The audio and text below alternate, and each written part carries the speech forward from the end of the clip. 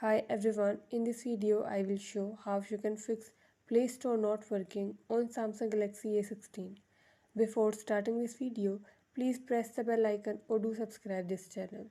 Let's start our video without wasting any time.